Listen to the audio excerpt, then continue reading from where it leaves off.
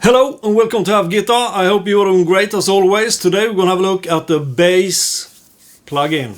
It's the Bassgrinder or Bassgrinder, however you want to pronounce that, from Assualt, and I bought this, I don't know, at the winter sale maybe, $6. Well invested money, I would say. Actually it's $7, not $6, and usually it costs $29.99. It's still on sale when I'm recording this video, and it should be out within a week, so maybe it's still on sale when you're seeing this. I can already say I think it's really worth the money, but let's not go things ahead. Let's have a look at the plugin.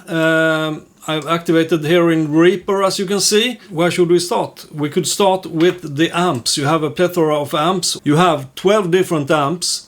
You have a bunch of different cabinets, 20 cabs. So that's something. You also have these nice mixes here.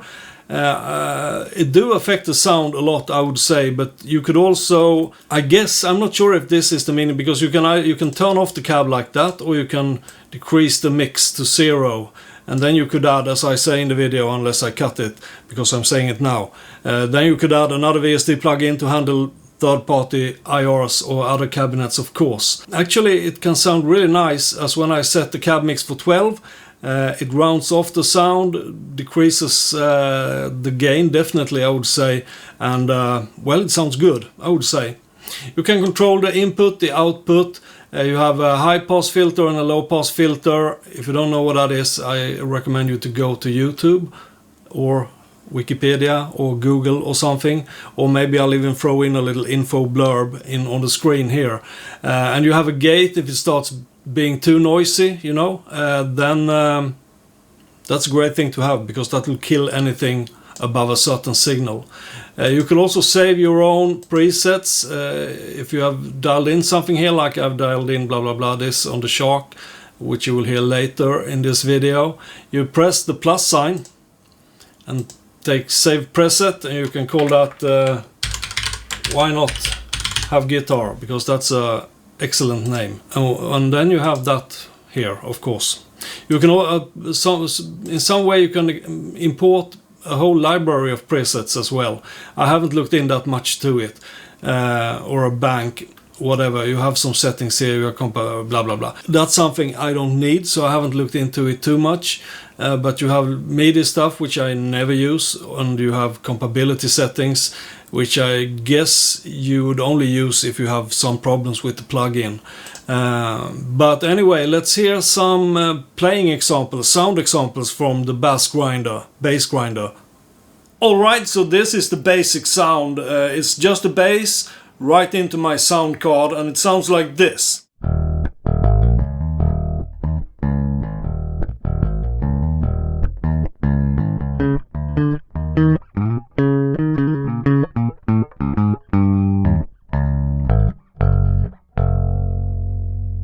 Alright, so this is Bassgrinder as it comes. I've just activated the plugin, and then the sound is like this.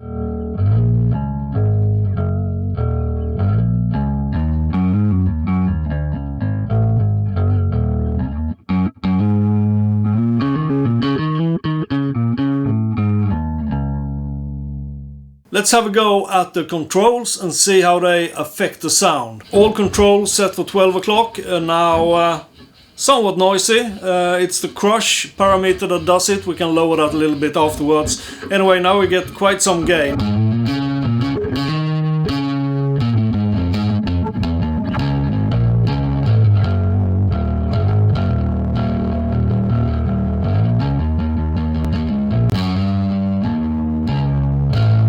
Now with crush lowered all the way down to 0, it sounds like this.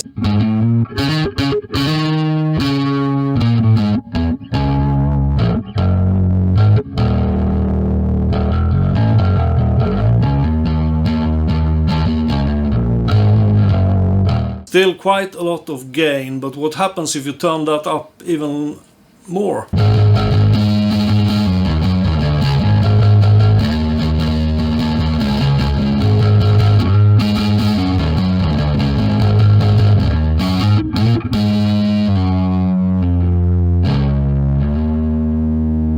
And with full gain.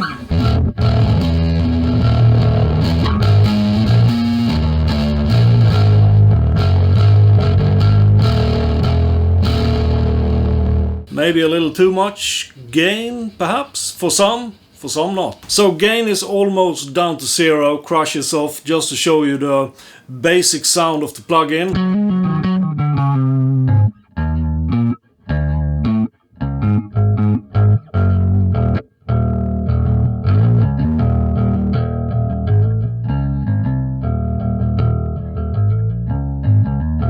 Bass set at 9 o'clock.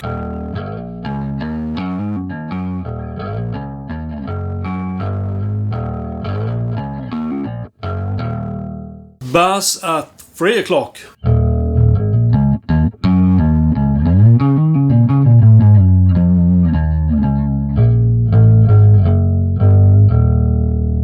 Mid or middle at 9 o'clock.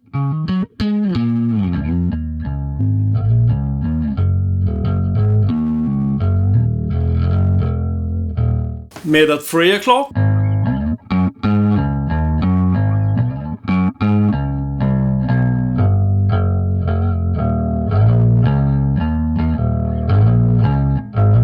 Treble at 9 o'clock.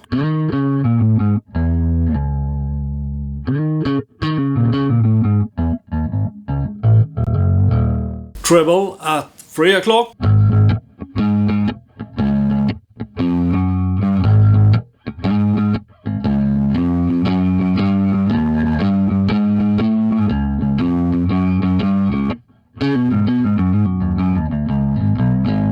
Depth, I'm not really sure, there is no manual for the plugin, but usually depth should have some kind of effect on the bass control, I guess.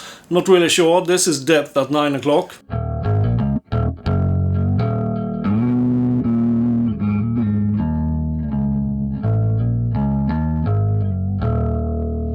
And depth at 3 o'clock.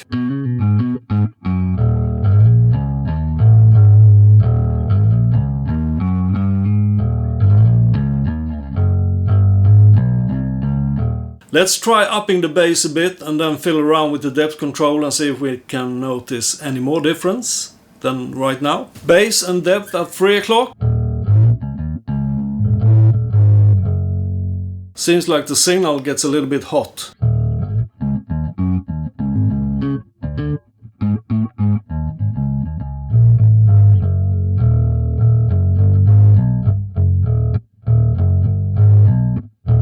So, bass still at 3 o'clock, depth now at 9 o'clock.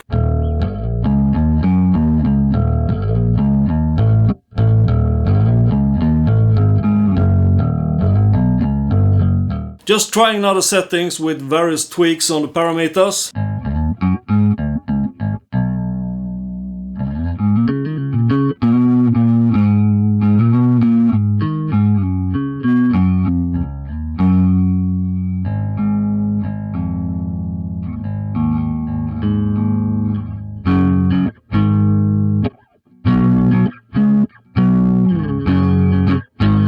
Let's throw in just a little amount of gain on that.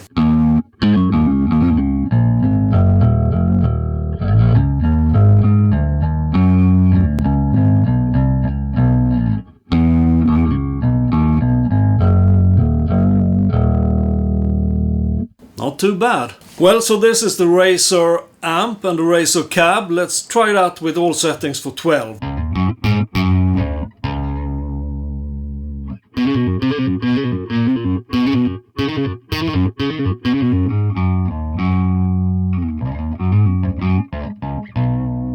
The Dagger with the Dagger cab.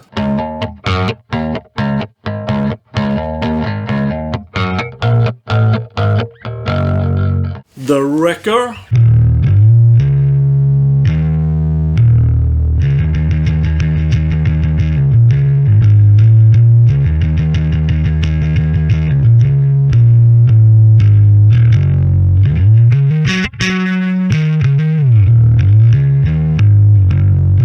The Pristine.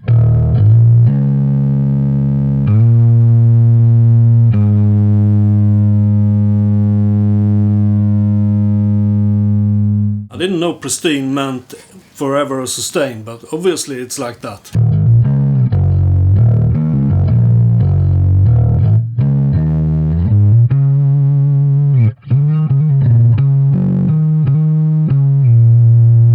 Honker 2 cab on the pristine amp.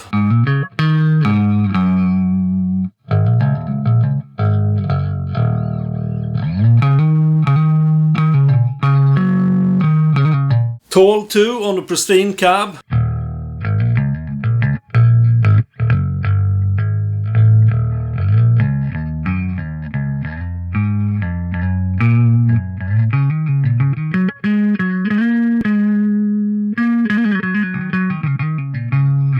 Old classic cab.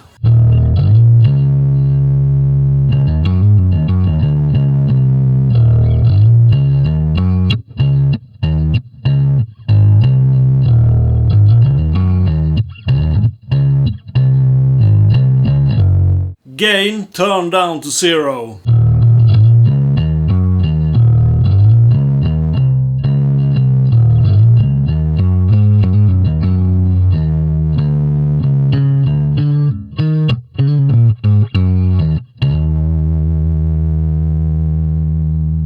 XS707 amplifier with the chainsaw cab.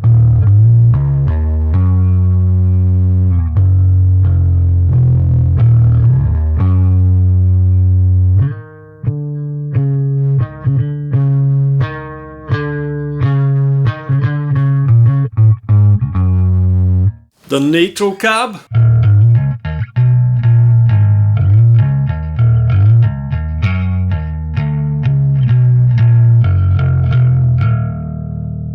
Slightly different setting with the same amplifier and cabinet.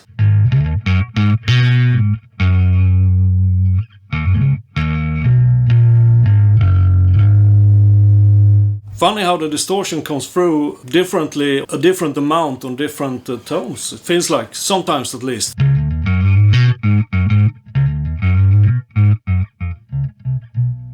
Now you shouldn't be scared off by the distortion or the gain, because that can really push a bass through the mix, even if it's like a genre of music that has nothing to do with gain or distortion at all. The bass can really do well with some amount of gain in the mix to stand out. Cab mix is set for 12 o'clock now.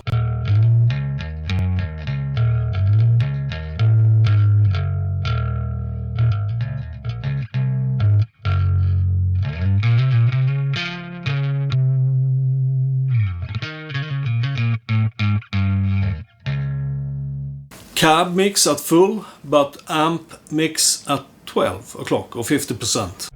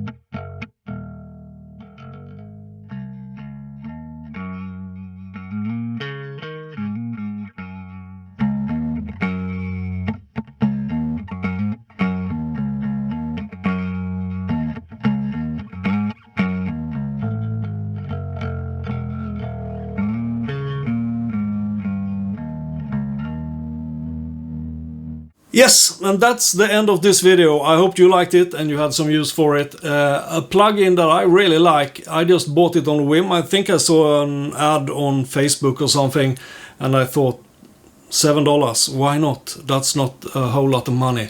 And I would say it's really useful. You can get loads of sounds out of it.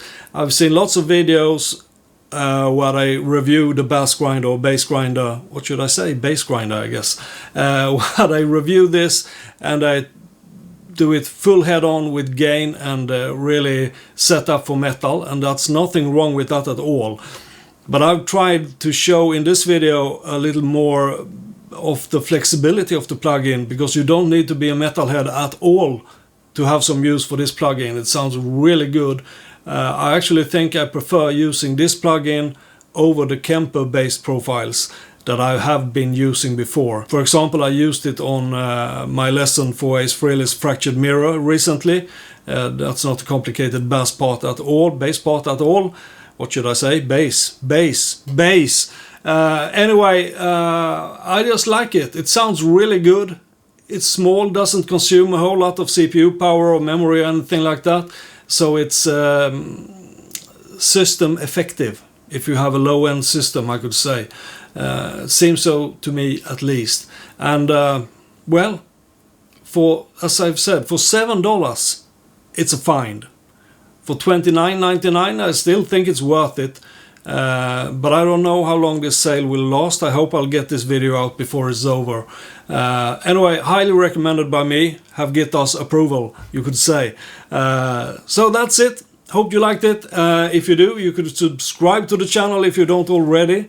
To all of you who do subscribe, thanks a lot. That's really appreciated. There is a new video out every Thursday, sometimes more. And yeah, that's all I think. So, stay clean, safe, and play really hard until I see you next time. Thanks for watching, and goodbye.